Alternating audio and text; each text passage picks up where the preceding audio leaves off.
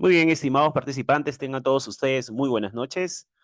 Y bueno, continuamos entonces con esta tercera sesión del diploma de especialización en Lean Six Sigma aplicado a la mejora continua Green Belt.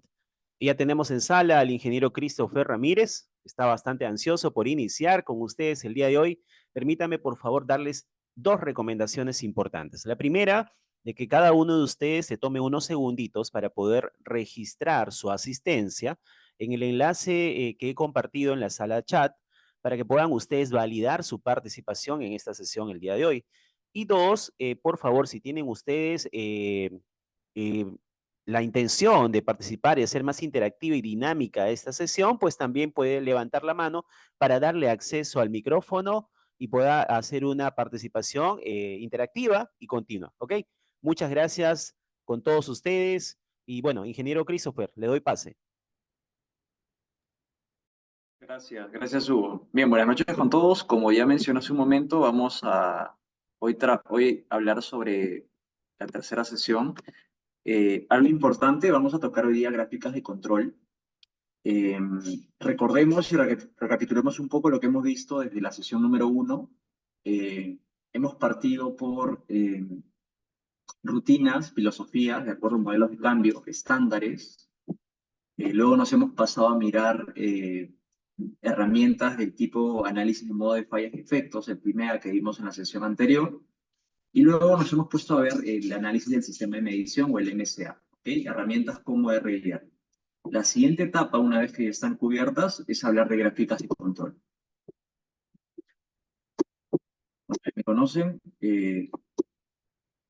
La sesión de hoy es estructurada en tres pasos, como casi siempre. Y el objetivo de esta sesión es obviamente que sepan cómo utilizar las gráficas, ¿bien? Entiendan los tipos de datos y cómo estas pueden favorecerles a ustedes en las distintas aplicaciones que tengan en los sectores en los cuales se desempeñan. Y mostrarles un poco sobre la subagrupación de datos también, cuando uno quiere trabajar gráficas de control y la aplicación es la misma. ¿No? Vamos a ver algunas aplicaciones reales también y compartir algunas experiencias de las cuales ustedes también hayan participado. Vamos a tocar tres ejes. Uno son conceptos de gráficas de control, seguido por tipos de gráficas. Dentro de ellos también vamos a ver los tipos de datos y finalmente aplicaciones reales.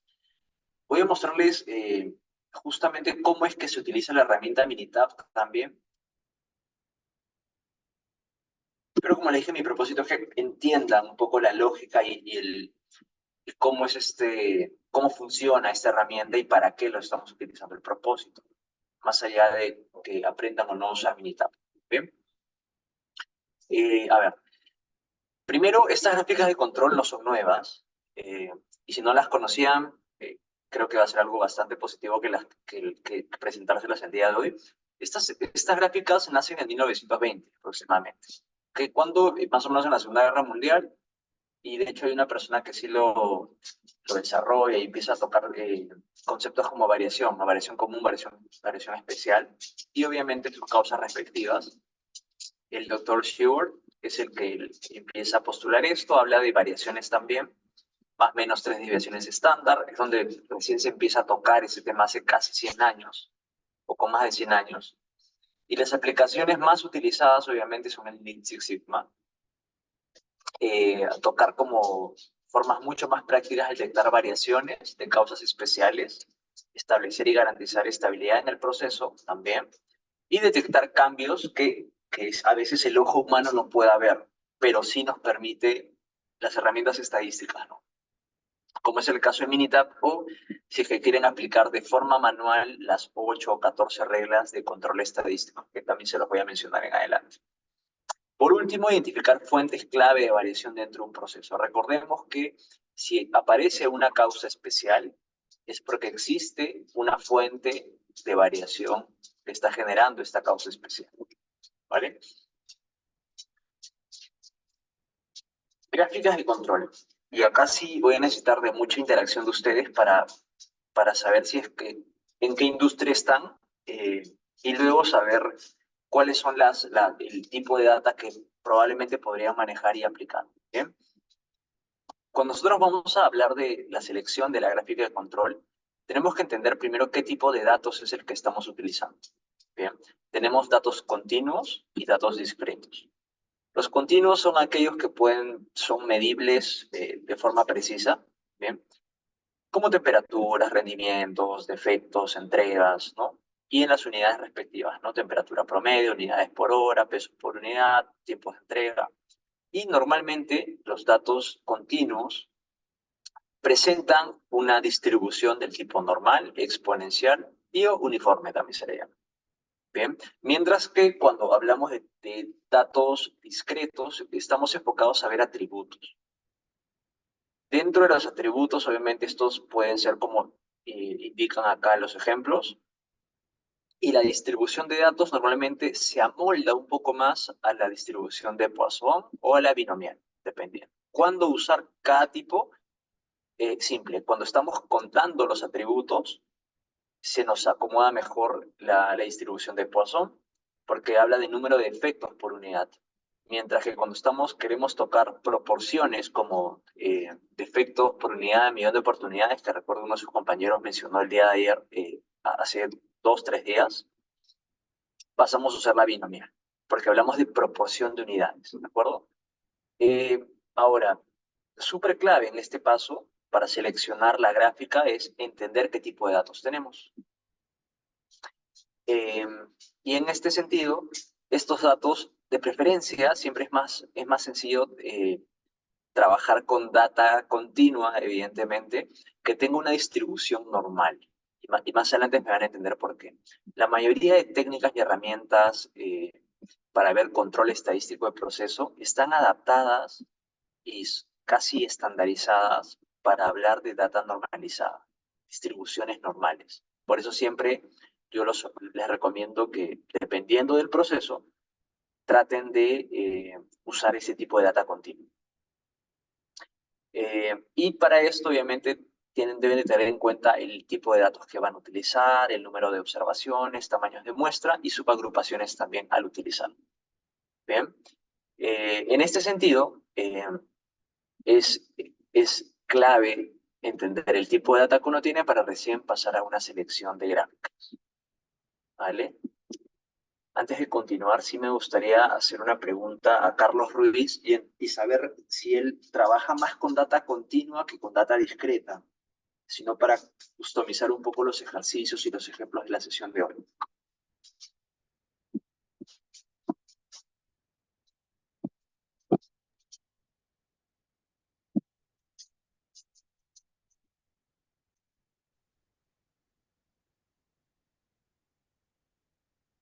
Carlos Víctor Evans, Oscar Rosagüero, por favor, alguien que use más algún tipo de data, ya sea continua o discreta, me valida y me confirman y saber qué cosa es lo que miden y de dónde extraen esa data, por favor.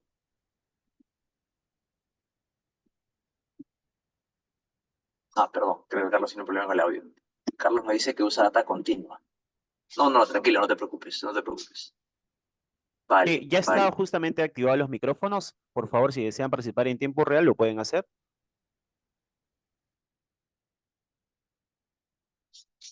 Gracias, Hugo. Así, creo que será una dificultad. Profesor, buenas noches. Dale, Víctor.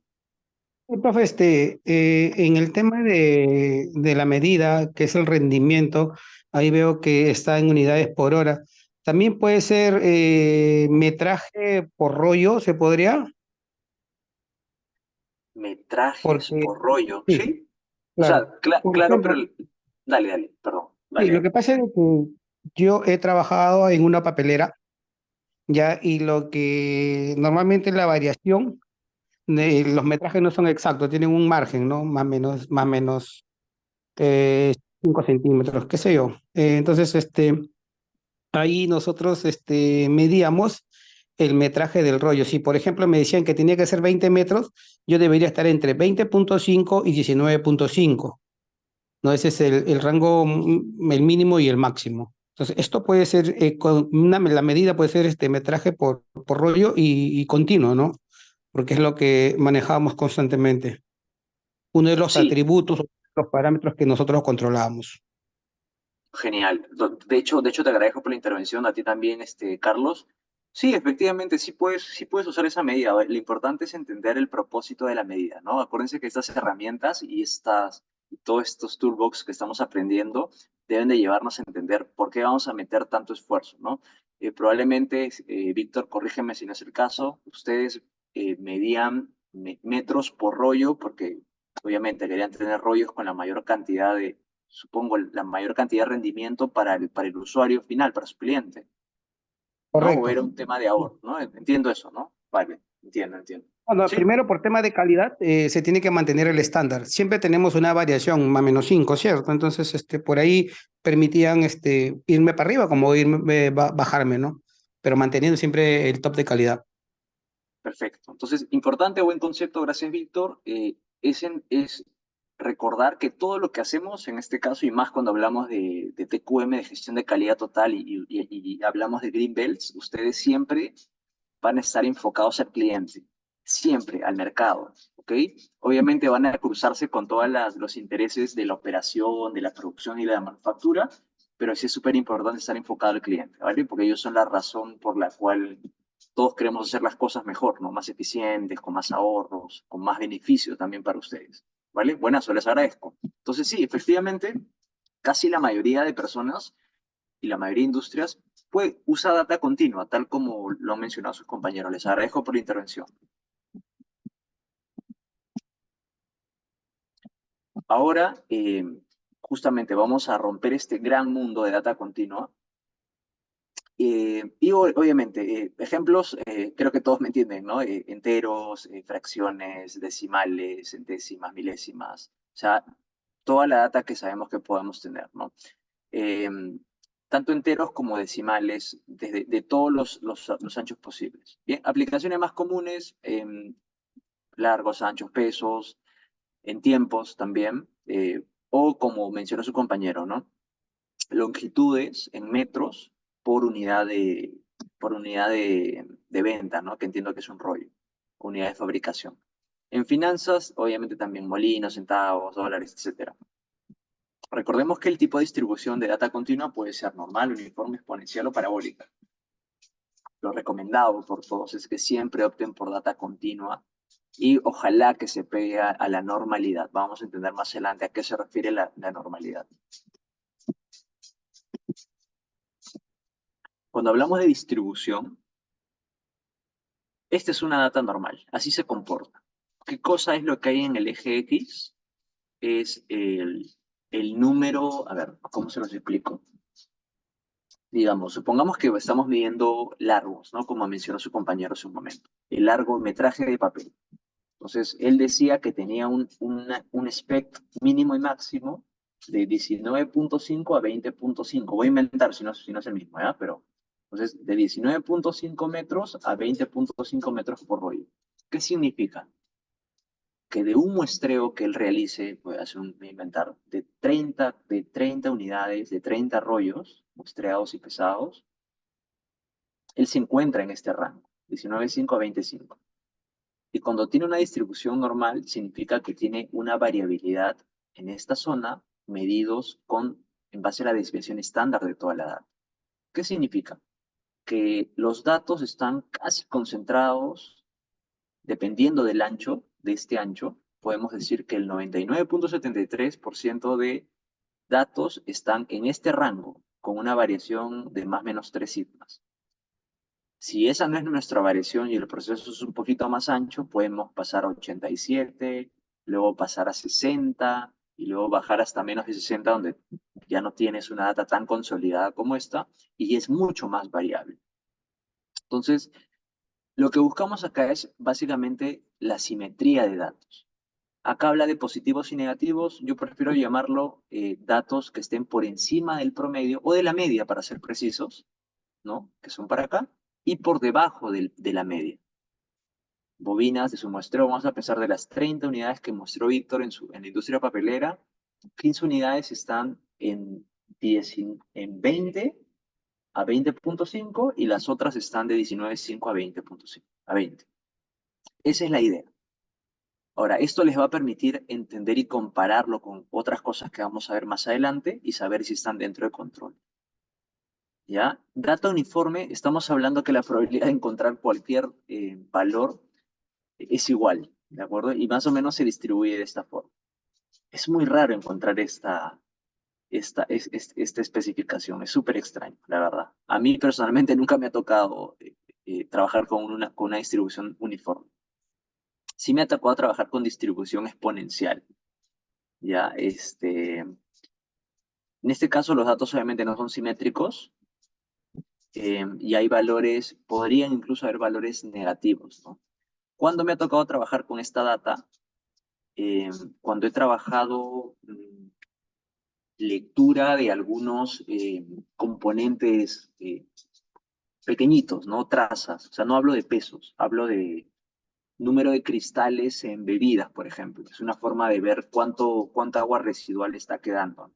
Crioscopía le llaman. Y la data a veces puede ser desde menos 0.015, que lo da un equipo electrónico, hasta 0.127 con 4 decimales, imagínense. Entonces, dependiendo del tipo de dato, ustedes van a encontrar que hay una distribución que se acople mucho más. Vamos a pasar súper rápido con atributos, porque como ya entendí, ustedes no trabajan tanto atributo, y está bien, es lo más normal. En este caso, hablamos de datos binarios y datos discretos. ¿De acuerdo? El primer gran grupo de datos binarios se enfocan a clasificaciones, ¿no? Como pasa o no pasa, conforme o no conforme, eh, defectuoso o conforme, da lo mismo. En este caso se utiliza una distribución binomial justamente por ese motivo, o aprobado o fallado, como dice el ejemplo. Dentro de estos supuestos, obviamente, son independientemente entre sí. No puede ser conforme y no conforme al mismo tiempo, ¿no? Es o uno o el otro. O cara o sello, como se dice. Para el caso de datos discretos, estamos hablando de números enteros, ¿de acuerdo? Cuando estamos, por ejemplo, contando componentes, número de componentes, número de defectos que haya, no sé, en la fabricación de lapiceros, a la fabricación de zapatos o rollos de film. No sé si alguno está en la industria del plástico, que les haya tocado ver eso, ¿no? Estas bobinas madres gigantes, cuando no cumplen con algunos parámetros de resistencia, de elasticidad o alguno de ellos, eh, sí podemos encontrar, cuantificar las unidades defectuosas, ¿no? Como globales, ¿no? No estamos hablando de metros de rollo, sino unidad producida defectuosa, ¿vale? Y más o menos la distribución física es como la que se muestra acá. Cuando hablamos de datos binarios, vamos a ver una especie de, como una curva de esta forma, y un poquito inclinada hacia la izquierda. Este es un ejemplo de este caso, eh, y es válida, ¿bien? Para el caso de datos enteros, siempre va a ser un poco diferente a usar las vistas que tuvimos en datos de normalidad, pero es aproximable igual, ¿bien? Entonces, ambos son válidos. Sabemos que en unos tienen una característica y en otros tienen otra. Lo importante es entender qué es lo que ustedes necesitan. Ambos son válidos. Yo les sugiero siempre usar más data continua que en este caso, ¿no? Y este es un árbol de decisión para saber, esto es más que todo es para utilizar Minitab, pero se los he traído, sé que no todos tienen Minitab, se los he traído porque en verdad esto es como un cuadro madre, como un árbol madre, en verdad, para saber qué utilizar. Bien, las versiones más actualizadas eh, de Minitab te sugieren incluso, te hacen preguntas y te sugieren, dependiendo de lo que tú tienes, te recomiendan qué es lo que vas a hacer. ¿Vale? Vamos a ir por el lado azul, que es donde normalmente ustedes van a estar haciendo estudios y mejoras y proyectos. Data continua y variable. Dependiendo del tamaño del subgrupo, es decir, de la toma de muestra que vayan a hacer, se puede dividir en tres. Si el tamaño de muestra es 1 por cada vez que ustedes capturen, pueden usar un análisis una gráfica IMR. ¿Ok? Para puntos individuales, pueden usar esta data. Si ustedes van a tener tamaños del subgrupo entre 2 y 9, pueden usar una XBAR, que es la que más se le va a ajustar, y en este caso les va a generar gráficas mostrando los promedios y los subgrupos que se puedan generar. ¿Qué significa N2, N9? Supongamos que ustedes tengan una máquina que está fabricando, está inyectando crema, ¿de acuerdo? Tenemos galletas que están inyectando crema y ustedes tienen, imagínense, 20 tubos de llenado de crema, de cobertura. En este caso, ustedes para saber si está dentro del control estadístico o no, ustedes probablemente dicen, oye, tengo tubos de llenado, 30 bocas de salida. ¿Cómo me aseguro que sea lo más representativo posible? Ustedes pueden definir, voy a tomar 3 subgrupos por muestreo. El de la boquilla número 1, el de la boquilla número 10 y el de la boquilla número 20, ¿no? Para más o menos tener una idea. Y cada subgrupo puede conformar parte por 3 unidades de muestra seguidas en cada toma de muestra, en cada punto que ustedes vayan a hacer. Algo diferente es una IMR. Solo voy a mostrar un punto. Tengo una máquina que fabrica panetones y tengo un horno nada más. Y solamente de un horno me sale todo. Quiero medirlo. Ok. Puedo hacer una IMR y tener muestras de un punto. Cuando yo tengo equipos más complejos y puedo hacer que el tamaño del subgrupo sea mayor a 10 repeticiones, es que tengo capacidad de tomar muestra y probablemente no me cueste, no sea muy caro destruir las muestras si es que los tratamientos y las mediciones no son destructivos, o sea, no son destructivas, ¿no? Entonces depende mucho de qué decisión ustedes quieran tomar. En este caso, si a la compañía no le cuesta estar haciendo muestreos de más de 10 unidades, evidentemente pueden usar una XBAR-S. Y sin ningún problema lo pueden hacer. Yo, en mi experiencia, he usado esta de acá para análisis de datos en el cual realizo pruebas destructivas y sí, pues basta con esto, ¿no? Y es muy costoso. Pero para, por ejemplo, mediciones que lo sacan equipos computarizados y simplemente generan data, yo he podido trabajar con esto y me he ido por una XBAR-S. Y para algunos otros tratamientos que no son destructivos, pero por la variabilidad que identificamos en el proceso, si teníamos que tomar un poquito más de muestra y hacer un esfuerzo mayor, me he metido a usar XBAR-X. O sea, he utilizado las 3 en verdad, más que el lado de defectos. Así que les recomiendo que igual siempre traten de llevar toda su data a data continua. ¿Vale? ¿Todo claro? ¿Tienen alguna pregunta sobre este árbol de decisión? Me valían en el chat, porfa, si todo está bien.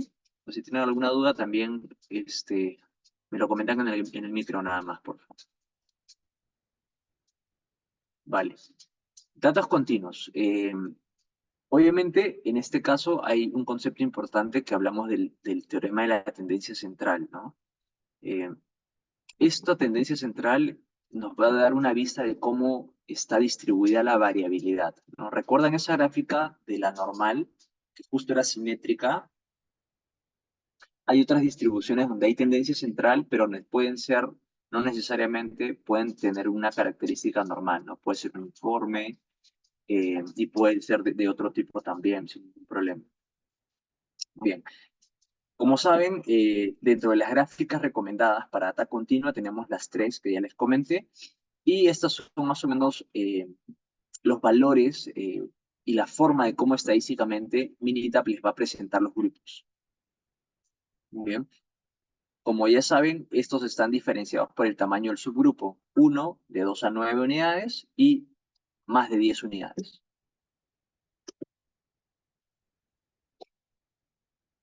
Sobre la IMR, en este caso tenemos la muestra de datos, obviamente con tamaño de subgrupo igual a 1, como les dije.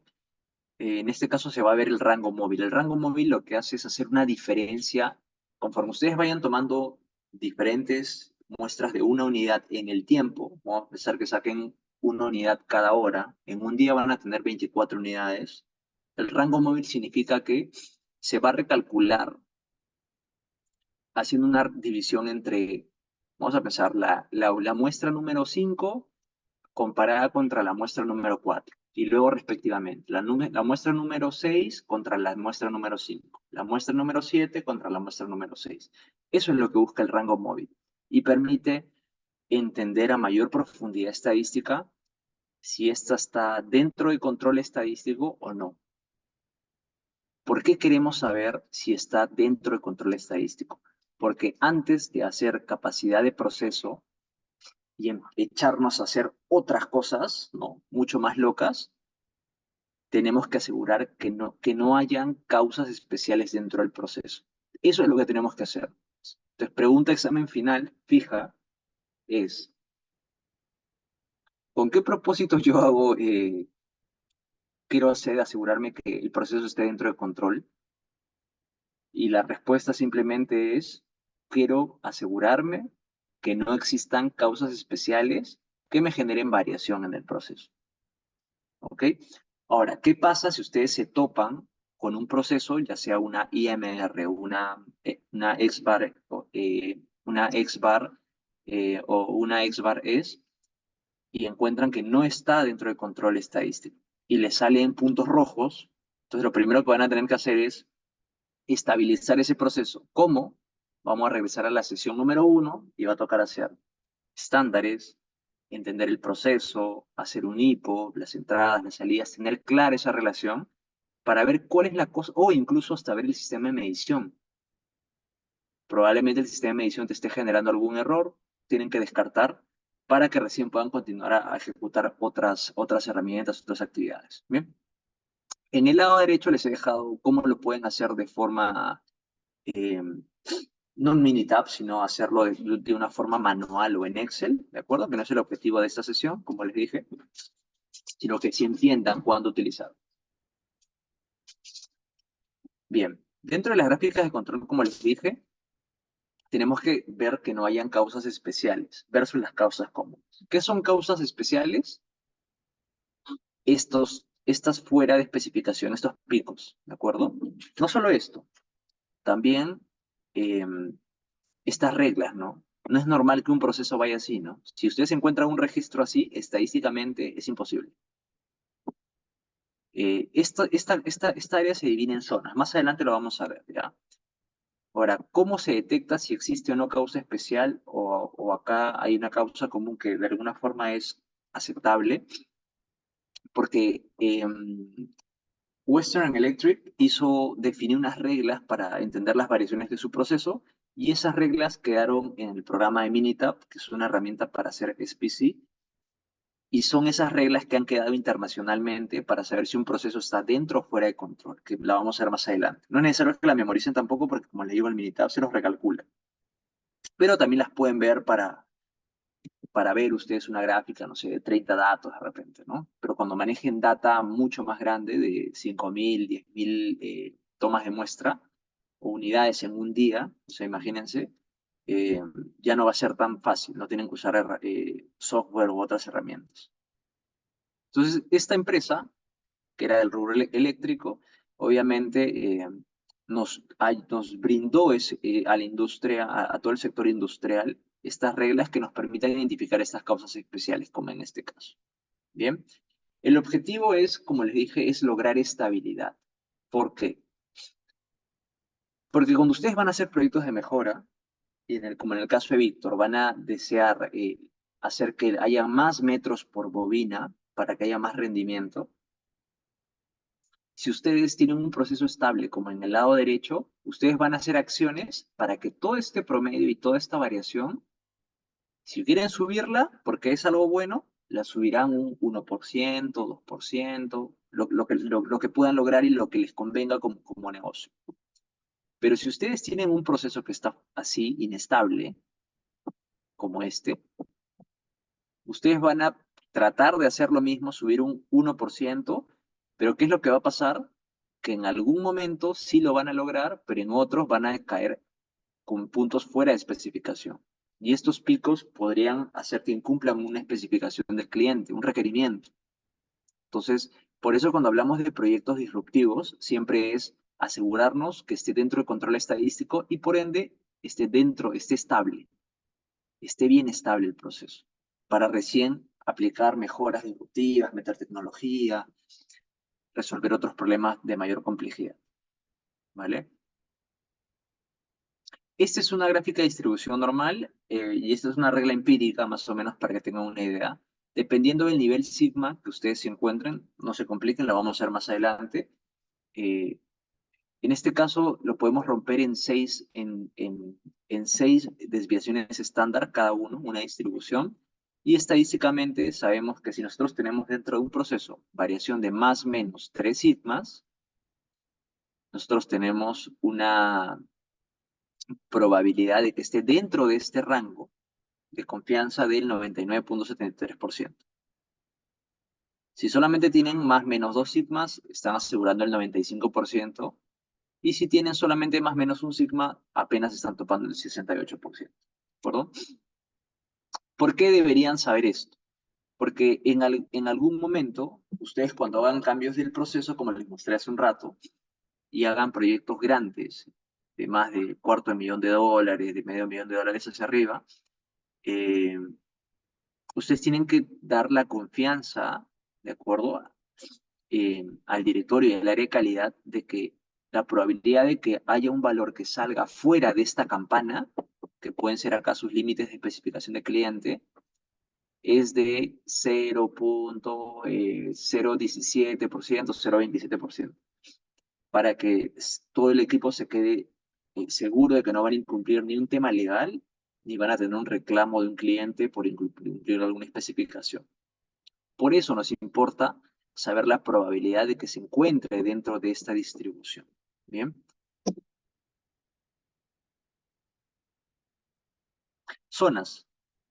Esta empresa, Western Electric, de hecho, definió esto también en 6 zonas y en base a cómo se presentaban los patrones de comportamiento de los datos, ¿no? Imagínense, miren esta gráfica, mírenle de forma vertical. Vamos a girarla hacia la derecha. Ahí van a empezar a identificar los patrones y así es como se definieron las 6 zonas, ¿no? Para un lado simétrica y para el otro. Cada una es la media más una desviación estándar, como lo pueden notar. ¿Para qué se definieron de esa forma? Justamente para hacer uso de estas reglas. Esta empresa electrónica nos brindó hacer, o sea, bueno, ya esa misma regla, a pasarlo a un software como es Minitab y poder identificar patrones que donde sucedan cosas, por ejemplo, este tema no es normal, ¿no? 2 muestras seguidas. Un proceso no es estable, no es plano. Siempre existe variación. Entonces, van a haber una serie de reglas que lo vamos a ver más adelante para saber cuándo incumplen y cuándo no. Entonces, ¿se acuerdan que les mostré la campana de la distribución normal? Entonces se gira y ahí es donde vemos cuál es la variación del proceso, ¿no? Esa es otra forma de poder ver cuáles son aquellas zonas que estamos pisando como con la data muestral, ¿no? Que tengamos. Y esas son las reglas. Repito, mi objetivo no es que las memoricen, sí que las entiendan, ¿ya? Por ejemplo, vamos a tocar una de este slide, ¿ya? Dice, vamos a agarrar el medio, ¿ya? Lo de arriba es el límite superior y el límite inferior de especificación. En base a esta distribución de datos, se divide en 6 veces las divisiones estándar de cada uno, de la media. Y lo que dice la regla es que 9 puntos seguidos del mismo lado de la línea central, dice, detecta un cambio en la media en el proceso. ¿Qué significa? Si ustedes encuentran que 9 puntos están por encima de la media, del promedio, del valor central, hay un problema. O sea, o la data está mal, o simplemente se avecina un gran problema. ¿De acuerdo? Y tienen que identificar y echarse a mirar, acercarse a la línea, hablar con la gente, ¿no? Hacer como que ese Gemba Walk de acercarse al punto y ver qué es lo que está pasando. Miren esta otra regla. 6 puntos seguidos aumentando o disminuyendo, es decir, hacia arriba o hacia abajo, constantemente. Dice, detecta una tendencia en la media del proceso. Las pequeñas tendencias serán señaladas por esta prueba antes de la regla 1. Entonces, no hay forma, pues, que del muestreo que ustedes hagan aleatorio, tomen de la línea de envasado, de fabricación, de zapatos o de lo que sea, todas estén teniendo incrementos seguidos. No es normal eso, ¿de acuerdo? Y si están hacia abajo, tampoco es normal. ¿Por qué? Porque el proceso es variable, recuerdo. debe existir variación. Y lo mismo con otras reglas que la hemos visto, ¿no? 14 puntos seguidos alternativos arriba y abajo, mira, de la media. Hay un problema. Estamos detectando un problema sistemático en este caso. Reglas como estas, ¿no? 4 de 5 puntos de la zona B o más allá. Entonces, eso es para que lo puedan hacer de forma manual, pero como les digo, un Minitab lo calcula súper rápido. O sea, en un minuto tienen este análisis y les va a decir cuáles son las reglas que se están violando. ¿De acuerdo? Por ejemplo, acá. 15 puntos seguidos en la zona C. Toda la variación de este proceso está solamente en la zona central, miren, dense cuenta. Esto es símbolo de que hay una estratificación de subgrupos. ¿Qué significa? Probablemente estamos hablando de una máquina que tiene 3, 4 tubos de llenado, 3 o 4 salidas, ¿okay? Donde se genera el proceso de variación. Y probablemente estén tomando data del tubo de llenado número 3, por ejemplo, o del tubo de llenado número 2, ¿no? Que tiene una variación de este tipo. Lo que significa que su toma de muestra no ha sido la más adecuada y tienen más fuentes de variación de la que deberían haber tomado, ¿no? Entonces, la idea es que su toma de muestra sea un poco más representativa, ¿no? Eso es lo que pasa, ¿vale? ¿Todos claros con eso? ¿Tienen alguna consulta en el chat? Me avisan si lo comprendieron.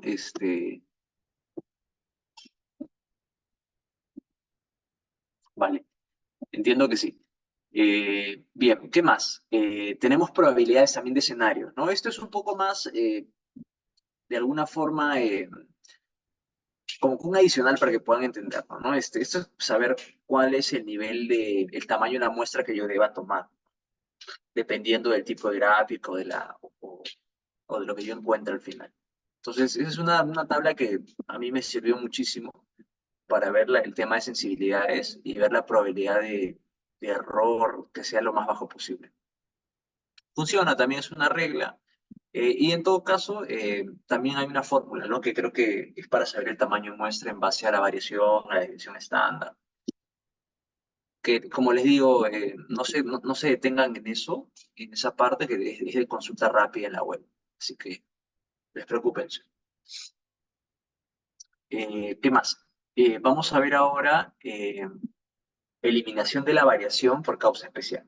Como les dije, el propósito de ver gráficas de control es estar seguros de que el proceso esté dentro de control estadístico. ¿Para qué? Para identificar si existe o no una variación por causa especial. Y si existe, tenemos que tomar acción. ¿Vale? De todo el texto que dice acá, lo más relevante es identificar claramente la fuente y la causa raíz de la variación. Recuerden, Minitab y la data no les va a decir cuál es la causa. Lo que les va a decir es que existen patrones con base suficientemente estadística, ¿de acuerdo? Con la cual existe una variación por causa especial. Y se te avecina un problema. Eso es lo que les va a decir. Se te avecina un problema y tienes que echarte a mirar el proceso. ¿Qué está pasando?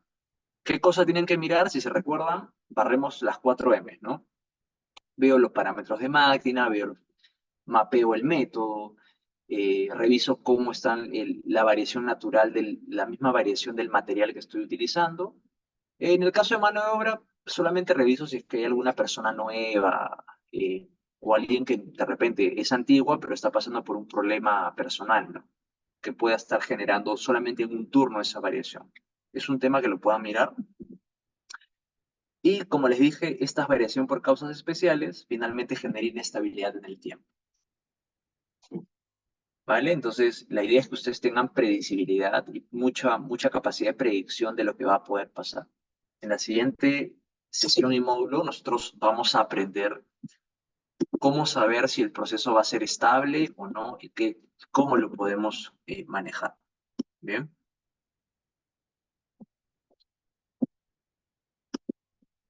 Bien, vamos con las gráficas de control. En este caso tengo tiempos y tengo días. Estamos hablando de un tiempo de ciclo. ¿Bien? Y la pregunta es, ¿qué hago si mis datos no se distribuyen normalmente? Como le dije, siempre tratamos de que todo se acerque a la normalidad, ¿no? Si en este caso nuestros datos no se están distribuyendo de esta forma normal, podemos hacer un teorema de límite central para transformar los datos o algunas herramientas que, que en Minitab se llama como el BoxHawks, son unas herramientas más que se utilizan también para hacer la transformación de la data y, digamos, modelarla a que tenga una distribución normal. Eso solamente es un ejemplo para que lo puedan tener claro y ya luego más adelante vamos a ver cómo podemos hacer la subagrupación de datos, ¿no? Súper rápido, no quiero que se aburran en este punto. El objetivo de teorema de límite central, como les digo, es una forma de hacer que cualquier distribución pueda ser transformada a una distribución normal. ¿De acuerdo? Tenemos acá los 4 tipos de distribución que tienen los datos continuos. ¿Se recuerdan la primera lámina? Es como está la población inicial. ¿De acuerdo? Estos son la distribución de las muestras. ¿De acuerdo? Para un tamaño de muestra de 2 unidades, si se dan cuenta. Ninguna se parece a normal. Todos queremos que sea como la del lado izquierdo, ¿de acuerdo? Vamos a hacer una toma de muestra para 5, ¿de acuerdo? Tamaño de muestra de 5 por cada pulso. Y miren, ya más o menos se están pareciendo a la de la izquierda, la primera. Y la distribución hago para muestras mayor a 30, casi 30 o más de 30. ¿Qué es lo que pasa? Cuando ustedes usan el teorema de límite central, ustedes al incrementar el tamaño de muestra van a hacer que el error medio absoluto de la data se disminuya y por lo tanto los datos que ustedes tengan se vayan normalizando. Esto es lo que hace el teorema de límite central. ¿Quieres reducir el error medio? Sube el tamaño de muestra.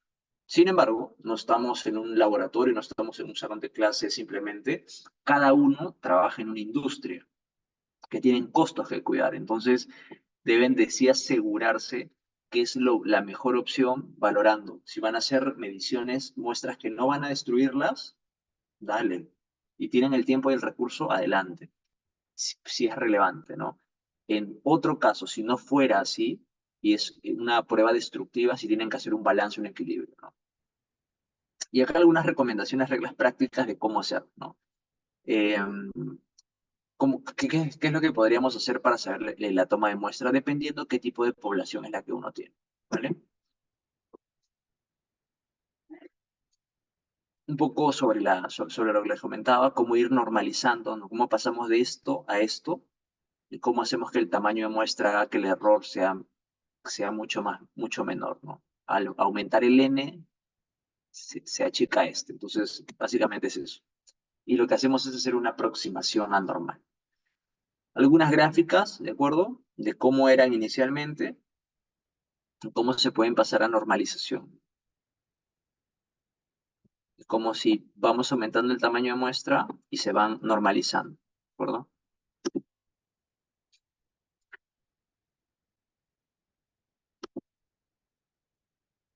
Buenazo. Preguntas, consultas sobre tipo de data. ¿Alguno de ustedes ha utilizado alguna de las gráficas de control que hemos hablado hace un momento? Las distribuciones.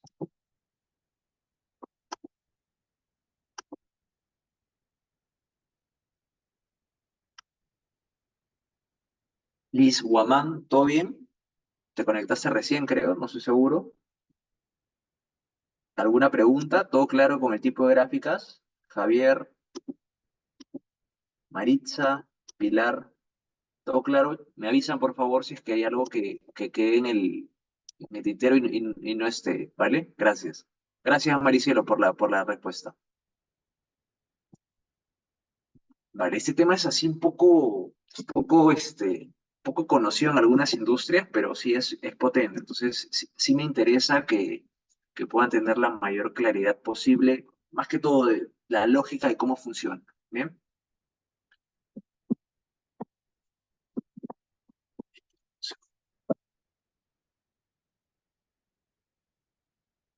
Vale. Bien, entonces vamos perdón. Sí, sí. Dentro de las gráficas IMR de data continua, recuerden tamaños de muestra de subgrupos equivalente a 1. Cosas importantes acá.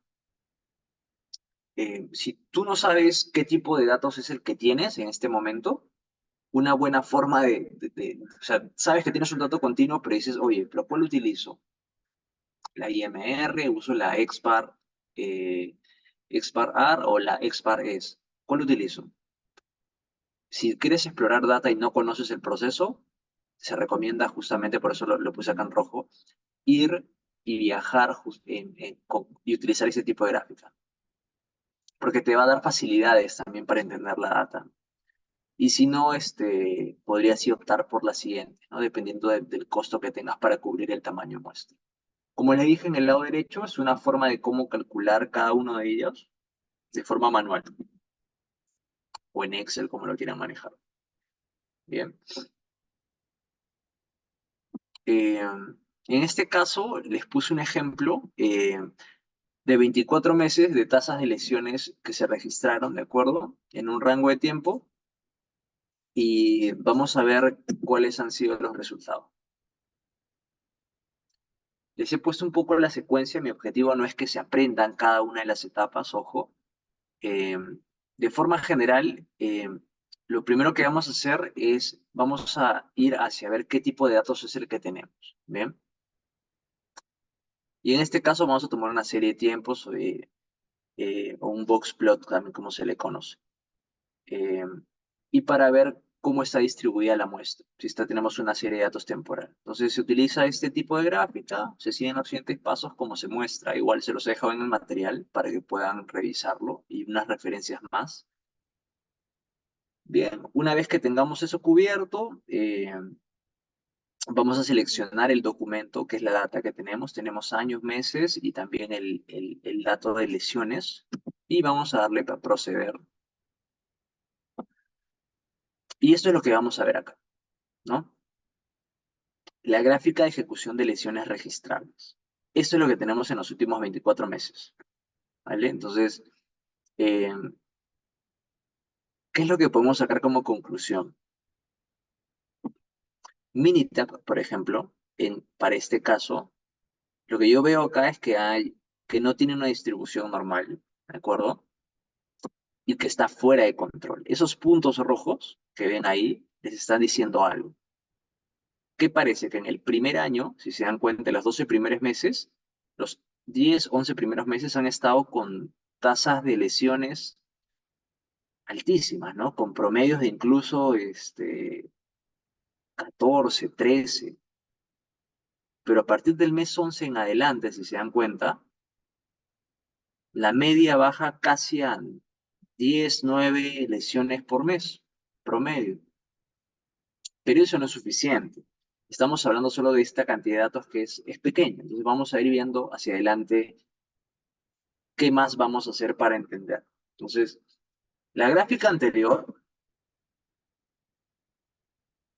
simplemente ha sido un run chart. O sea, han corrido los datos y los han puesto de forma como una línea de tiempo. Nada más. Eso no les dice nada. Esto no es la IMR, por si acaso. Cuando ustedes ingresen a activar la IMR, como dice en el protocolo, como dijimos acá, parece que hubieran dos estratos. Acá hay un estrato y acá hay otra cosa. Entonces, cuando ustedes quieran analizar su IMR y ven que visualmente ya hay algo como dos subgrupos grandes, ¿qué van a hacer? ¿Van a aplicar su IMR? Por supuesto que sí, pero lo van a hacer para dos lapsos de tiempo, para este y para este por separado. Christopher, ¿qué pasa si no me da la gana y quiero hacerlo todo de corrido? No te voy a decir nada, si quieres hazlo, pero te va a quitar visibilidad, porque estás teniendo dos temporadas distintas. La data ya te está mostrando eso. Entonces, lo puedes hacer, pero como te digo, la idea es que te ayude a tener visibilidad, ¿vale? Nada, se sigue el procedimiento de cómo hacerlo. Se aplican las estimaciones necesarias. En este caso, se toma primero el primer tramo hasta el mes 12 y luego del 13 al 24, como les dije. Se activa el rango móvil para que no nos genere data extraña, como se podría decir, y ver si existe ¿Está dentro del control estadístico o no? Bien. Ahora, estamos viendo acá claramente, si empezamos a tomar toda la data general, ¿no? Como como les dije, si es que yo quiero usar todo el corrido, eso es lo que van a ver, ¿no? Va a decir que tienes dos valores del mes 15 y el mes 17 que están fuera de control estadístico. Ese es como valor individual. Dices, acá hay algo que está raro, algo pasó en esta época. Antes de esto pasó algo y después de esto sucedió algo que todo volvió a tener variación natural. Bien, y acá tenemos el rango móvil. A nivel de rango móvil, no hay observación. Si hubiese una observación, estaría pintado en rojo, ¿de acuerdo? Como es estos puntos.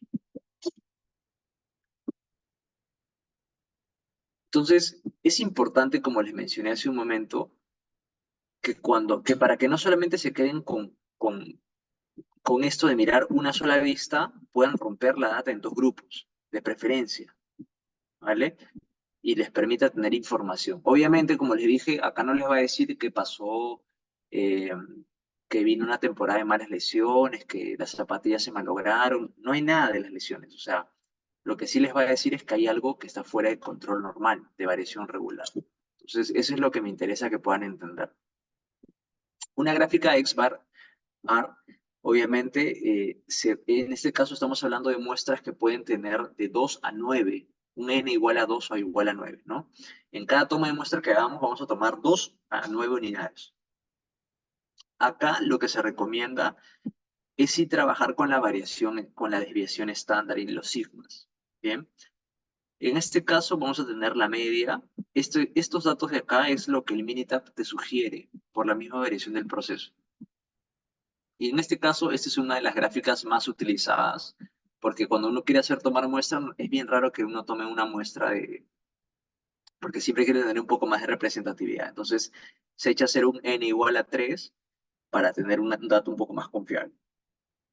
Entonces, en este caso, lo que vamos a hacer nosotros es un poco la tendencia central, cómo está distribuida, y luego ver la variabilidad. ¿Dónde vemos la variabilidad? En la gráfica de rangos, en el rango medio, que lo vamos a hacer más adelante.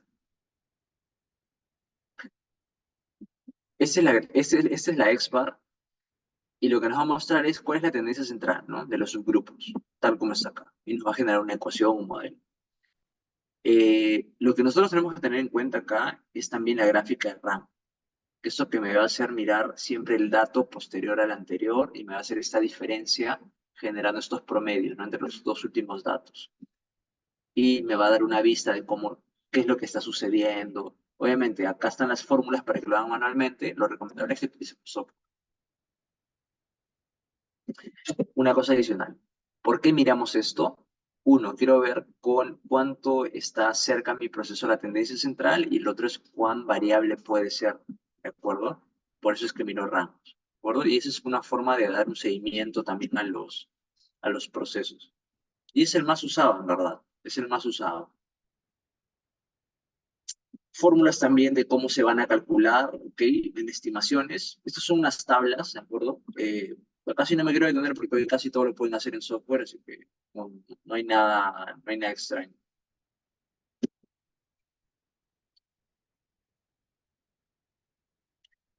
¿Qué más?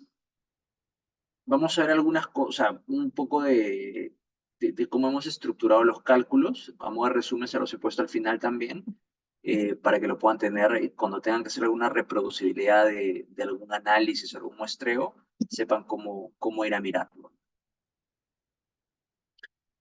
Vamos a meternos ahora a ver la subagrupación racional, ¿vale? En este caso, eh, lo que tenemos acá es la selección de un tamaño que esté como anidado, ¿no? ¿Qué significa? Nosotros podemos tener agrupación de defectos, vamos a pensar, si yo quiero mirar 3 turnos, agruparlos por 5 días, por 10 máquinas, ustedes pueden agrupar la data en base a lo que ustedes puedan ver. La agrupación de datos y la subagrupación racional tiene un solo propósito. Imagínense que ustedes tienen miopía, ya espero que no. Y ustedes miran una imagen y está borrosa, ¿okay? Está como pixeleada. Y dices, oye, no logro tener mucha claridad. Lo que hace la subagrupación es justamente eso, es ser los lentes de contacto para su análisis. ¿Qué significa? Ustedes me pueden decir, Christopher, estoy viendo el análisis mensual. ¿Te permite ver algo? Hacer mi pregunta y me van a decir, no, está muy borroso, está muy pixeleado. Ya. ¿Qué vas a hacer? Subagrúpalo diferente. Puedes subagruparlo rompiendo más o alejando más, ¿no? O sea, haciendo bloques más pequeñitos para ver dónde está la variación, que es lo que se recomienda, dependiendo. Si ustedes tienen una generación de data muy grande, como a mí alguna vez me pasó, tuve que yo agrupar por eh, cada 5 minutos, imagínense, de data, porque yo tenía lecturas de cada 5 milisegundos, o sea, tenía data de sobra, pero esa tanta carga de data no me permitía a mí analizar un problema en unos medidores de flujo. Entonces, sí me tocó a mí, como que era mucho, mucho HD y tuve que pixelarlo un poco para que tenga sentido, ¿no? Y pueda analizar esta información. Eso me pasó a mí, porque tenía un proceso que me estaba dando mucha data todo el tiempo. Pero en sus casos probablemente pueda hacer lo contrario, ¿no? Pueden tener el mismo caso o simplemente decir, oye, esta es una roca muy grande, no lo veo. Aumenta la resolución, rómpelo más, divídelo más. No lo veas al mes y de repente míralo al día, o a la hora, o a la semana, y eso es algo que ustedes tienen que analizar. Entonces, no siempre más es mejor, y no siempre menos es mal. Depende, como les dije hace un momento, ¿vale? Y más o menos de lo que les he comentado es un poco lo que he tratado de comunicarles en este punto. Un poco de cómo se entra a acceder a la XBAR. Simplemente eligen, en este caso, así una gráfica con pesos, definen el tamaño de la subagrupación y lo pueden ir cambiando. Entonces, cuando yo les dije, es una roca y tienen que dividirlo más, entonces la subagrupación la pueden reducir, ¿no? Pueden bajarlo. Si creo que se agrupe en grupos de uno, entonces vas a tener mayor píxeles, o sea, mayor resolución. Dices, oye, es tanta data que no me deja ver. Agrúpalo de 4, de 6, de 8, de 10, para que ya no tengas esta data tan cargada y te permita mirar un poco más de lejos, como se dice, ¿no? Y nada más, este es un poco lo que te va a permitir lograr eh, una ventaja, ¿no? Entender y decir, oye, ¿está dentro de control o no está dentro de control? ¿Por qué subagrupamos datos, chicos? A ver, subagrupamos datos básicamente porque cuando tienen demasiada data, como les digo, más no es mejor, pueden empezar a mirar que hay valores que están fuera de control estadístico y se les van a salir por acá pintados de rojos o por acá. Pero cuando agrupen mejor la data van a decir, ah, oye, realmente no está fuera de control, o sea, es parte de la variación natural y es parte de ese universo de datos, ¿no? Pero nada más. Entonces, eso es un poquito la ventaja de siempre mirar eh, la subagrupación de datos, ¿de acuerdo? Para mejorar la nitidez y la resolución de lo que quieran mirar, ya sea hacia más o hacia menos, y también ver el rango. Estas dos cosas me hace mirar a mí cuál es mi capacidad, o sea, en qué estoy para ver el teorema del límite central de una forma visible y de una forma estadística. Y acá respecto al rango habla de un poquito de cómo están variando mis datos, un respecto uno al otro en la secuencia temporal, ¿no?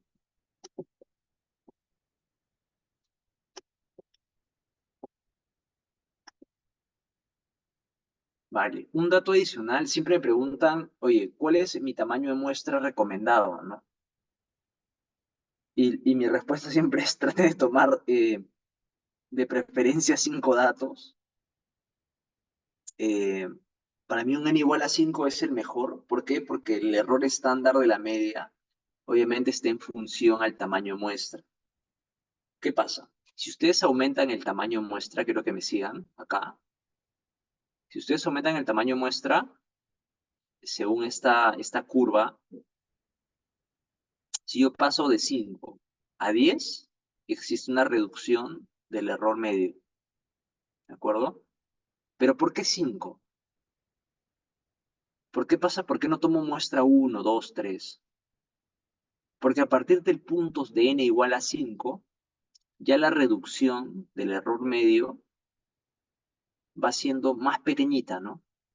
Entonces ya no tiene sentido ir aumentando mucho más tamaño de muestra, porque ya lo que voy ganando en error medio es más pequeño. Entonces, yo siempre les recomiendo de que no se vayan debajo de n igual a 5, siempre estén por encima, porque si se dan cuenta, estos bullets están siendo más cortitos, más pequeñitos, y como les dije hace un momento, esta es la forma de poder transformar datos que no son normales, que no tienen distribución normal, pero que sí les va a permitir a ustedes reducir este error estándar de la media.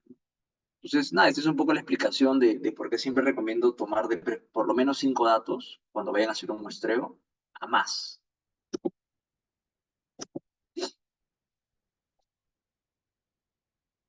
Algunas gráficas de atributos se las quise colocar acá para que también lo vean, sé y tengo entendido por cuando arrancamos en la conversación con sus compañeros que no es lo que normalmente miran, pero les he dejado la data acá como para no detenerme. De forma muy básica, la gráfica P lo que hace es atacar datos de atributos, pero que son medidos a nivel de proporción, ¿de acuerdo? Ahora, esos son los tipos de gráficas. Normalmente es para gráficas que tienen distribución binomial. Cuando, recordemos, una distribución binomial son datos que me dan la capacidad de ser o cara o sello o conforme o no conforme, ¿no? Ese tipo de cosas. Y la gráfica NP, obviamente es para ver proporciones, ¿de acuerdo? Entonces, eso es un poquito para que lo puedan mapear. Uno te habla del número de efectos y el otro de proporción de efectos, ¿no? De cada subgrupo. Para la de Poisson hace algo similar. La gráfica C es para ver recuentos de efectos por muestra, es decir, esta es mi unidad producida. Yo puedo decir, yo acá tengo un defecto, tengo, no sé, el botón está flojo, un defecto. Tengo una rajadura en la pantalla superior, un poquitos defectos, pero de una misma muestra, ¿de acuerdo? Por eso hablamos de gráfica tipo C. Y la gráfica U, obviamente, es lo que les mencioné hace un momento, y la tipo C es cuando yo recuento efectos por muestra, ¿no? O sea, he producido 1000 unidades y tengo 200 o 20 efectos. En esos casos yo puedo hablar de gráficas tipo C. Y si yo solamente hablo de más de un defecto para una unidad, ya puedo utilizar la gráfica U. En mi experiencia no me ha tocado utilizar gráficas C ni U. Casi todo siempre he tratado de transformarlo con el Boxcox o transformar a data continua esto, colocándole de repente estándares o lo clasifico a que sea una data más manejable, ¿no? Yo trato de no usar esto como les recomendé. Y bueno, una forma, la ruta de cómo acceder a las gráficas PSUNP, ¿no? No es necesario que lo memoricen, está igual en el material para disposición suya y más o menos la vista de las gráficas P es como esta. ¿Qué diferente ven acá? Si se dan cuenta, los límites de control superior e inferior tienen una forma un poco rara, ¿no? ¿Esto por qué? Recuerden que la gráfica P, vamos a ir acá para que me sigan, es una gráfica, dice, gráfica de la proporción de defectos de cada subgrupo. Lo que hace esto es que va recalculando el límite, tanto superior como inferior. Esto lo va recalculando en base al valor que ustedes van teniendo. Entonces, usa un promedio, un rango móvil para poder recalcular esto y asegurarse que lo que tienen es algo, está dentro o no de control estadístico, ¿no? No tienen que saber cómo se hace esto, no es la función del curso, ni el propósito de ustedes como Greenbelts, ¿no? La idea es que ustedes entiendan para qué van a utilizar esto y qué significa que hay un punto rojo fuera de la línea, basado en eso. ¿Vale? Lo mismo para una distribución de otro tipo, esa es la gráfica tipo C. Y en este caso, si estamos hablando del número de imperfecciones, el número de imperfecciones por tipo de, caramba, por muestra unitaria, ¿no? Para que sepan cómo está la distribución. En este caso, todas están dentro, no hay ningún problema, y ustedes también lo pueden hacer. A mí personalmente no me gusta usar gráficas de atributo, pero depende a la industria en la que ustedes se encuentren, podrían optar. Si hay algo que se les acomoda más, sin ningún problema lo pueden optar, ¿vale? ¿Qué más? Sobre gráficas por atributos, obviamente esto es solamente se van a aplicar cuando un proceso está bajo control y vamos a asumir que las probabilidades permanecen fijas, ¿de acuerdo? A lo largo del tiempo. Eh, Ahora, sobre este punto, algunas situaciones y posibles soluciones dependiendo en qué caso se encuentren, ¿no? Como yo les decía, yo siempre trato de migrar y moverme a gráficas que se adapten más a datos continuos, a pesar que pueda tener atributos, ¿de acuerdo? Entonces, algunas cosas que ustedes podrían hacer es, por ejemplo, si tienen unas fallas poco frecuentes, posible solución, trazar el tiempo entre fallas, ¿de acuerdo? Y puedo irme a usar una gráfica IMR. Lo mismo con el tamaño de sus grupos, ¿no? Si es similar o muy diferente, puedo ir a migrar a utilizar otro tipo de, o sea, puedo irme a usar este tipo de gráficas, a pesar que yo he tenido eh, datos discretos, ¿no?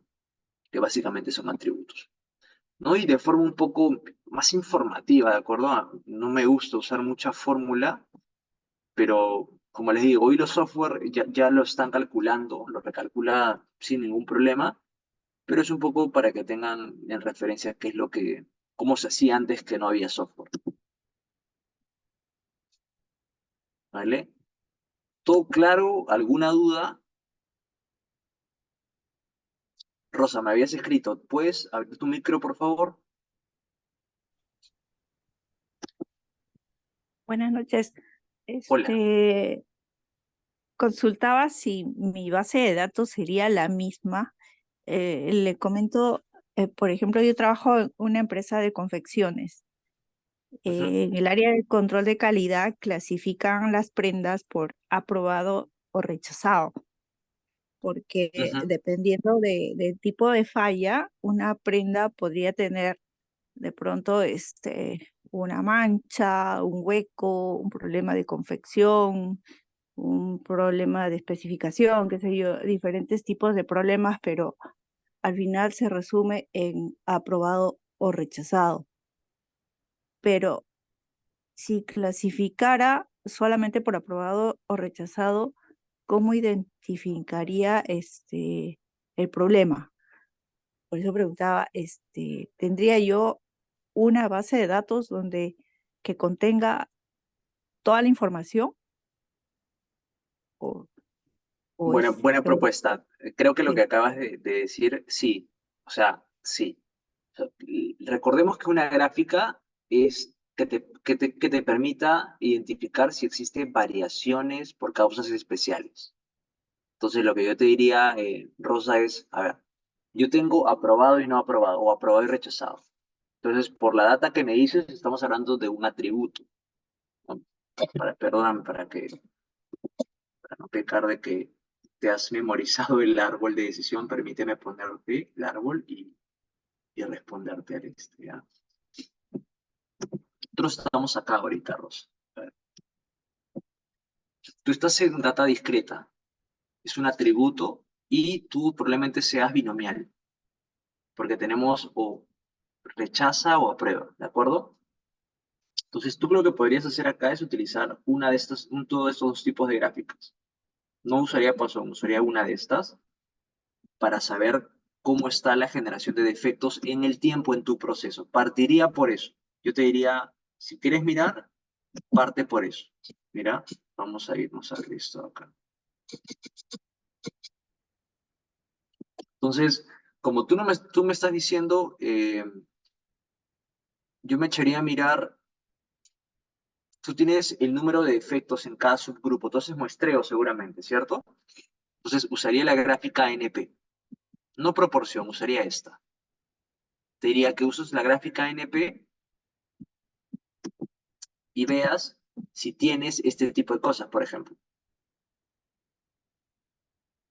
Si encuentras que hay alguna que está fuera de control estadístico, es que se te avecina un problema muy grande, ¿de acuerdo?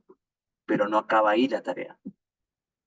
Si tú ya identificas esto, tendrías que categorizar tus tipos de defectos. Debes tener seguramente como un catálogo de modos de falla o de algo al respecto, ¿no? Hueco, no sé, Sí, sí. ¿no? Y comenta un poquito de la industria, Sí, el flyer ahí levantado, ¿cómo trabajas?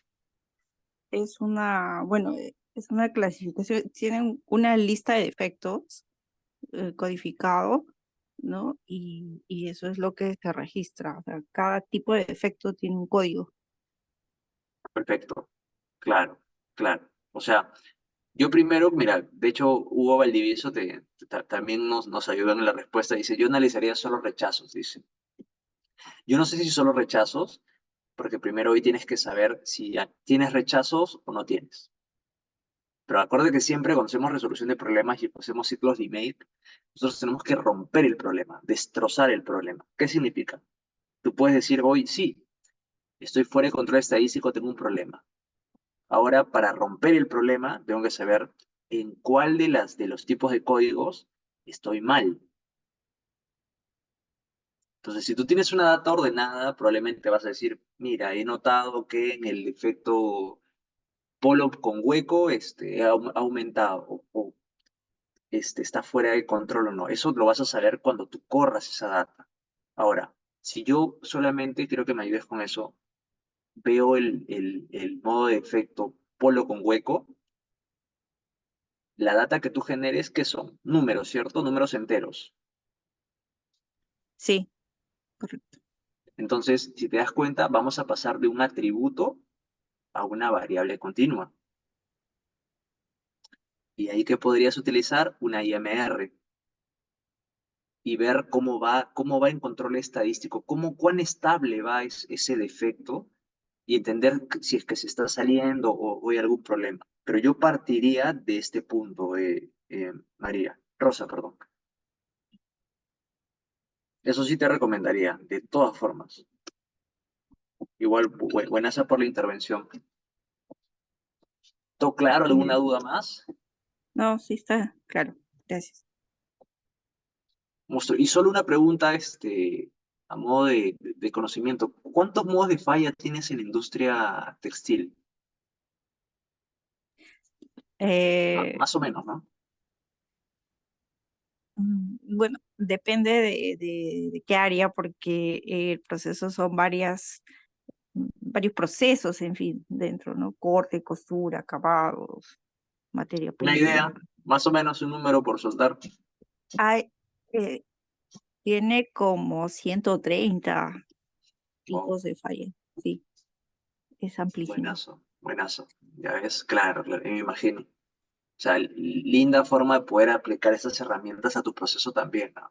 Pero sí, como dice Hugo, partiría mapeando y monitoreando el número de defectos. En este caso es un data que tienes distribución normal, binomial, y usaría una gráfica MP para tu proceso. Buenas, gracias. Pilar, adelante.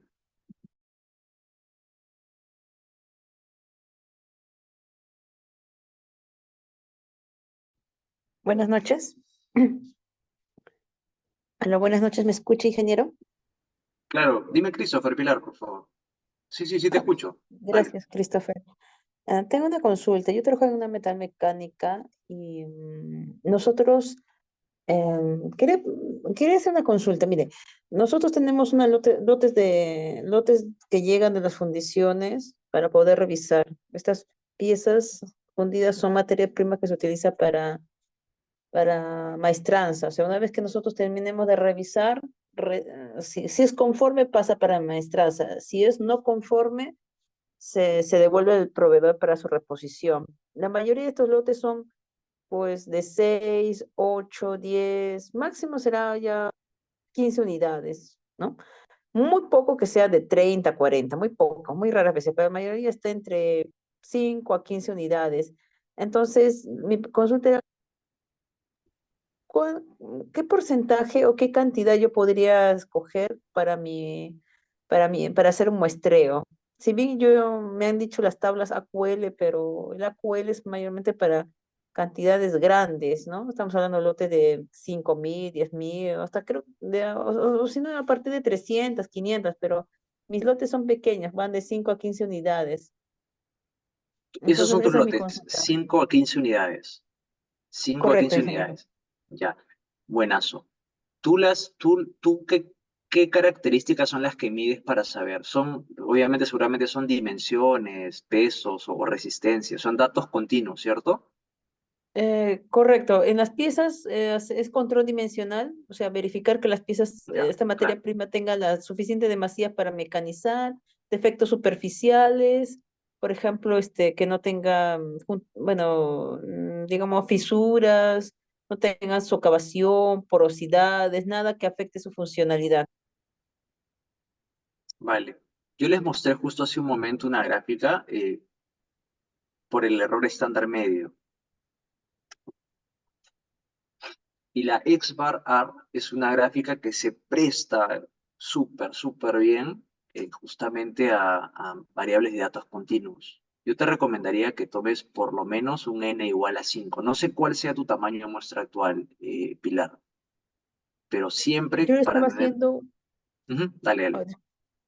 no, disculpe, yo lo estaba haciendo, digamos, con un criterio. Pero sí sería bueno tener una respuesta concisa, al menos cuando yo tenga una auditoría por parte de, digamos, de externos. Mayormente, por ejemplo, si eran piezas antiguas, o sea, ya piezas con, digamos, ya eran piezas que tenían rotación, mayormente era un 25%, pero si eran piezas nuevas, o sea, proyectos nuevos, ahí era al 100%. No sé si está bien. 100%. Wow, Si eran nuevos, 100%. pero si Ya. eran ya modelos ya que tenían alta rotación, o sea, ya modelos que siempre salían y se revisaba, Ujú. entonces era un 25%, pues, porque siempre 25% de entraban estas muestras. piezas. Es O sea, el bastante, ¿ah? 25% de ese lote. Ya, ok. O sea, estamos hablando de 3, 2, ok. Claro, Y en aquellos muestras eran que eran nuevos usaba 100%. Bueno, en tu caso, o sea, si es que no te demanda recursos, yo sí lo haría, ¿no? Porque entiendo que estas características pueden influir mucho en la operación. O sea, estamos hablando de 15 unidades, no es mucho, en verdad, Pilar. O sea, creo que el criterio Gassama es bueno. O sea, 25% yo subiría un poquito porque puedes tener un error medio. Recuerda esta gráfica. Tú estás con n igual a 3. ya, Tú estás acá. Estás acá. Este es un error medio estándar más o menos de este nivel. Si tú aumentas 2 unidades, podrías pasar de 7 a 5. Ya dependiendo, si nunca has tenido un problema, digamos, en la operación, con el nivel que tú, por experiencia, que es lo que más vale muchas veces, no te generó un problema y has podido identificar cualquier variación y has dicho, oye, stop, acá rechazo. Si te ha funcionado con 3, te diría, Dios está contigo, pero según este comportamiento del error medio estándar, deberías irte por lo menos a 5 unidades, por lo menos. Tu tamaño de 5 muestra debería unidades. ser de 5. Por lo menos debería ser un tamaño de muestra de 5. O sea, te muestro esta gráfica, ¿no? Yo siempre me lo preguntan, por eso lo agrego. Eh, pero si o sea, si no te ha pasado con 3, la verdad que puede que esté bien dentro del control de proceso este material que tú compras, ¿no? Que tú recibes.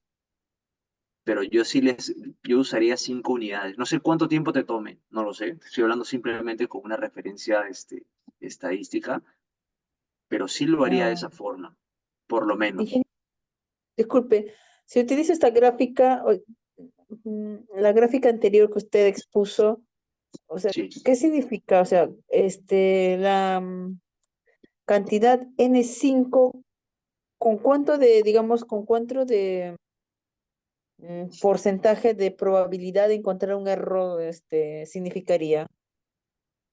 Ya. Si es N igual a 5. Sí, sí te entiendo.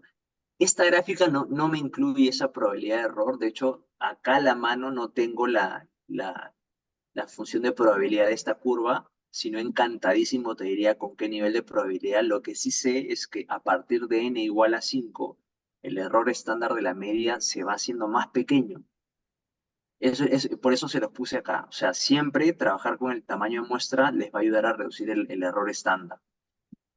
Si en tu caso hoy, Pilar, tú te está funcionando con n igual a 3 o el 25% de lo que hoy mapeas, yo lo mantendría eh, siempre que tengas bien caracterizado todas las dimensiones que hoy haces, ¿no? Lo que yo te sugeriría más bien es que más que pensar en el tamaño de muestra, eh, hagas un MCA, un análisis del sistema de medición de cómo es que tú mides todo eso, o tú o tu equipo, ¿no? En general.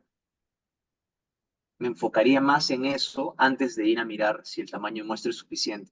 Si bien hoy no has tenido problemas grandes, significa que es bueno el tamaño de muestra que hoy tienes y probablemente tu materia prima sea estable.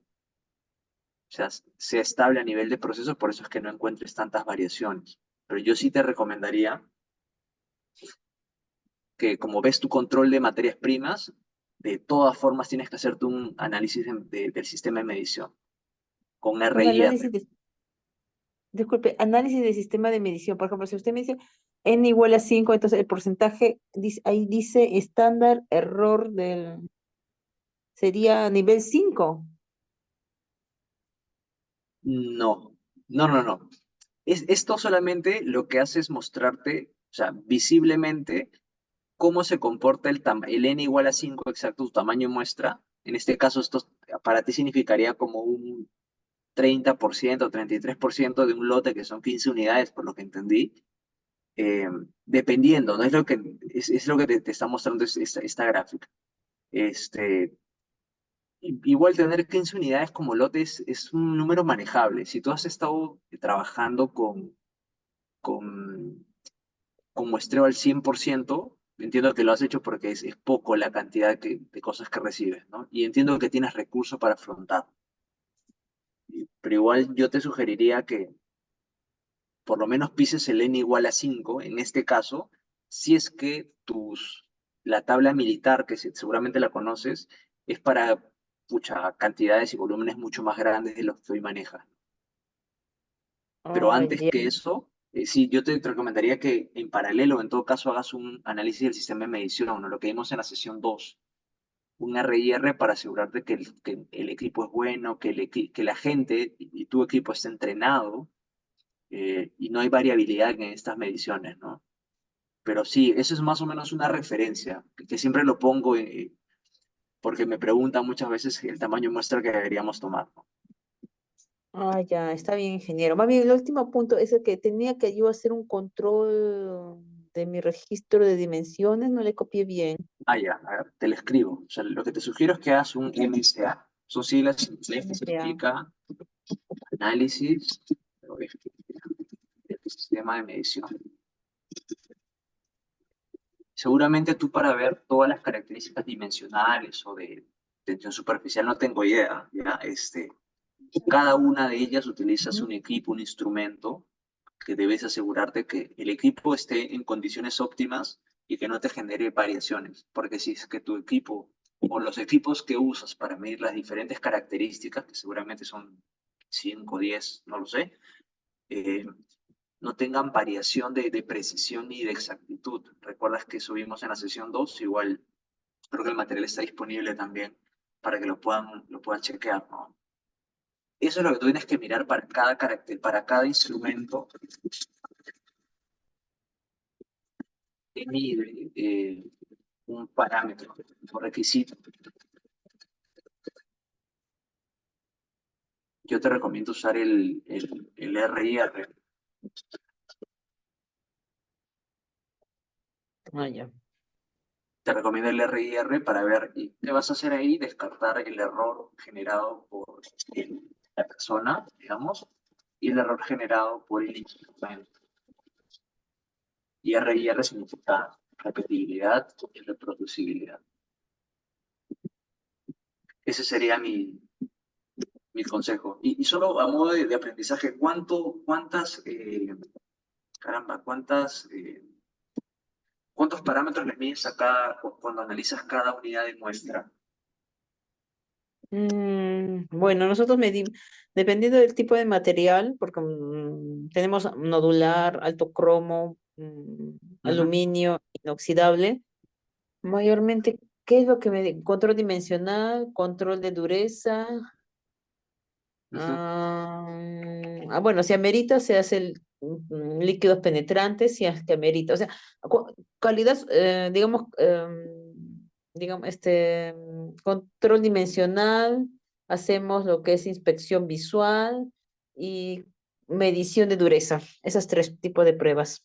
Vale, yo supongo que dimensional lo haces con algo, un micrómetro o algo así, Hacemos con calibradores, calibradores. Ya, mayormente con eso, calibradores, para verificar que haya suficiente demasía para mecanizar.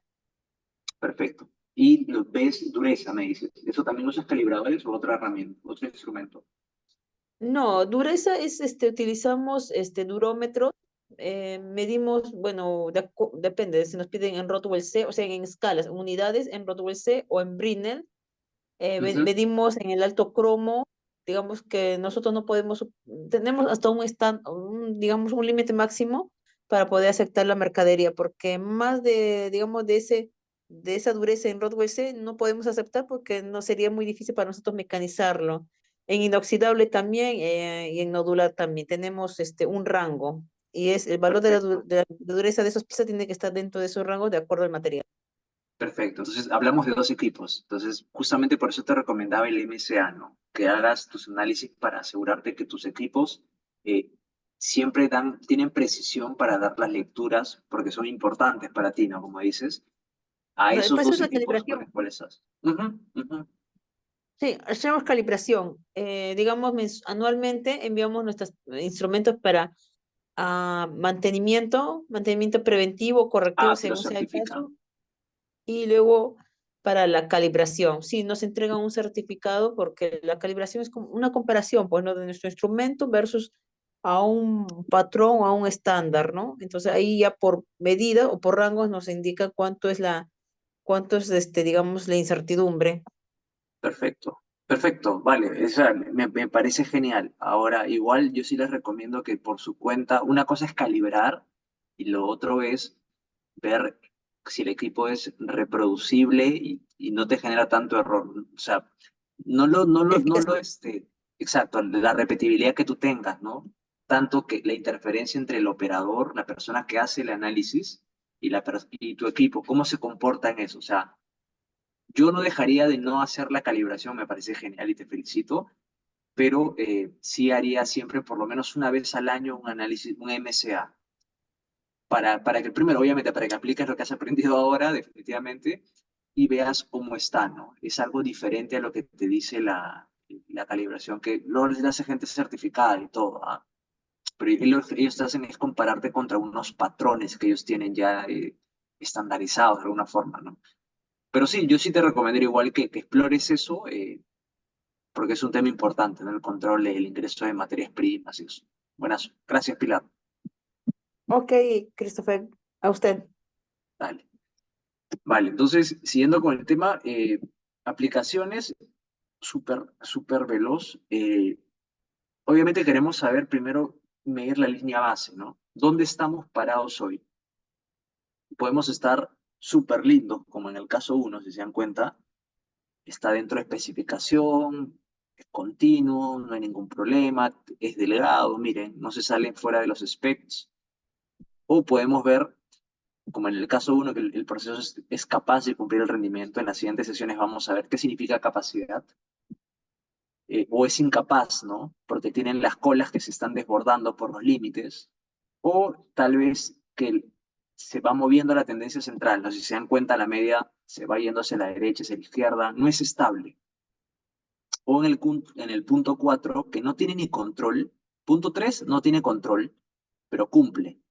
En el punto 4 no tiene ni control y encima es incapaz de cumplir el spec, ¿no? que le hemos dado, ¿no? Entonces, básicamente es eso. O sea, usar estas gráficas tiene ese objetivo, ¿no? Y este es un poco abrir la vista hacia capacidad de proceso. Pero eso es algo que no vamos a ver hoy, sino vamos a ver la próxima sesión, ¿vale? Entonces, ¿qué es lo que hacemos acá con estas gráficas? Es recibir la voz del cliente y comparar la voz del proceso y ver, eso es lo que nos está mostrando esto. Lo del medio, estas curvitas son la voz del proceso, donde estoy, y lo que está, las especificaciones, los specs, es la voz del cliente. Él quiere que lo atiendas ahí, ¿vale? Obviamente, mantener estos controles de proceso, tener estas ayudas, prevenir algunos temas de manipulación y, como les dije, identificar variación de causa especial y o causa común. Otras fuentes de variación, como les mencioné, simplemente acá la intención es generar datos que muestren solamente la variación por causa común, ¿no? En este caso, saber cuál es la fuente de variación es importante, ¿no? Como les dije, la causa especial es generado por algo puntual, algo que esté fastidiando el proceso, pero la causa común es como que la naturaleza del proceso, o sea, esa es mi normalidad, ¿no? Pero cuando tienen picos raros es porque algo diferente ha sucedido, ¿no? Algunos diagramas para que entiendan cómo se identifican fuentes de variación, ¿de acuerdo? Cuando ustedes vayan haciendo tomas de muestra y vayan mapeando, pueden romper a este nivel, como se los estoy dejando en el material, y hacer este FRD, que lo que hace es relacionar, ¿no? Horas, factores, y seguimos rompiendo y destrozando el problema, ¿no? Hacia dónde está para entender cuál es, ¿no? Cuál es la característica final que está cambiando. Y finalmente, les dejo unas referencias. Bueno, primero resumir un poco lo que hemos visto hoy, la gráfica de control, dónde las podemos utilizar para identificar fuentes de variación. Los estudios de este análisis obviamente requieren una planificación previa, preparar la data, plantear el plan del muestreo, o sea, diseñar el plan de muestreo y todo, ¿no? La subagrupación también. Y finalmente, más adelante vamos a aprender a entender cuáles son los componentes de variación. En este caso, cómo influyen en los análisis de ANOVA y todo lo demás, ¿no? Dentro de esto, algunas 4 preguntas más que se los he agregado también, simplemente con temas informativos. Métricas de qué es lo que se está mapeando ahora, límites extendidos. Cuando uno hace cambio del proceso, obviamente es para mover medias totales, ¿no? Como se dan cuenta. Pasar de acá a acá, si estamos hablando de reducciones, hacer proyectos de mejora de proceso, reconfirmaciones y todo eso. Algunas rutas de cómo ver el antes y el después. Minitab te permite ver cómo era tu proceso antes y cómo era tu proceso después y verlo en una sola vista. ¿Vale? De esta forma, ¿no? Así era antes de la mejora, después de la mejora. Entonces, ¿qué es lo que vemos acá? Estabilidad, como era antes, como ya es estable, hago mi mejora, analizo y hago todo el ciclo de make y ahora sí, lo he hecho más estable, miren, más esbelto, y ha reducido la media, porque en este caso es una merma, ¿no? Y en este caso, algo parecido. Ambos se pueden hacer. Un resumen de las aplicaciones que se los he dejado para que puedan repasar para el examen, que va a estar muy difícil. No, mentira. Todo enfocado a reglas, como les digo, unas referencias de la fuente de información, de unos libros que espero les sirva muchísimo.